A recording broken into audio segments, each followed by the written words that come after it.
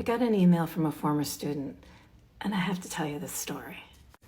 This student, I'll call him Ben, wasn't the best student in the class by far, but he was always really, really participatory. Always had his hand up, always involved in groups, always helping pull people along.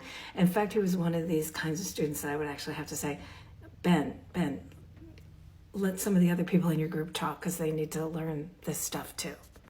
And over time I got to know him better because he took more classes with me and I chat with him after class and got to know that he lived with his boyfriend and he worked at Starbucks and so on.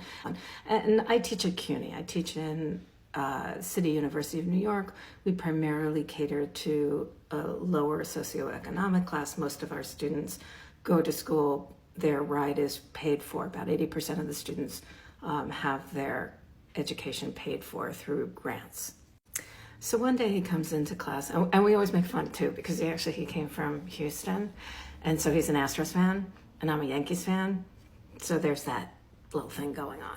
So one day he comes into class, and I could tell he's really down, and he's really, really struggling. And so I asked him to come talk to me after class, and he did. And I said, is there something you want to talk about? Is there anything I can help you with? And he tells me that he's really struggling financially, that Starbucks has cut down his hours. I said, how are things with the boyfriend? And he said, fine. Things with the boyfriend are great. We're still living together. All of that stuff is good. So then I said, have you talked with Student Services? And he said, well, what's that? I said, well, you can talk to Student Services. You can talk to the Department of Student Life.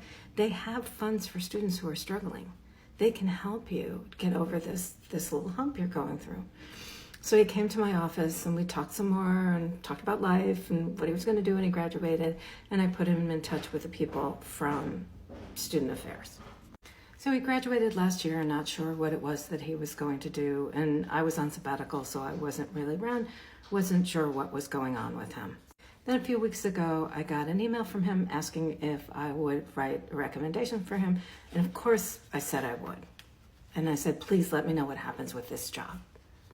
So I just got this email back and I have to read it. So you'll excuse me. Hey, doctor.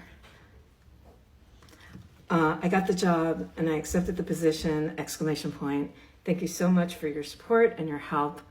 I'm very excited to start this new chapter in my professional career. Your knowledge and wisdom has helped me out so much. I cannot thank you enough.